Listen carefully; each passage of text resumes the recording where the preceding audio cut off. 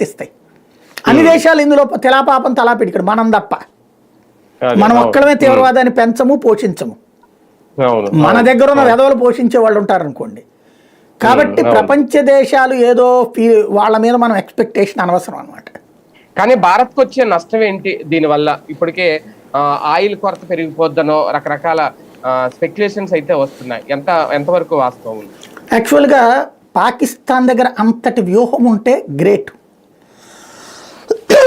దాన్ని ఏమంటారంటే అష్ట దిగ్బంధనం చెయ్యాలి. మన దగ్గరకు వచ్చేటటువంటి సరుకు రవాణాను ఆపేసి రకరకాలైనటువంటి చేయగలగాలి. ముందు అసలు వాడికే దిక్కు లేదు, వాడు మనకేం ఆపుతాడు బేసిక్గా.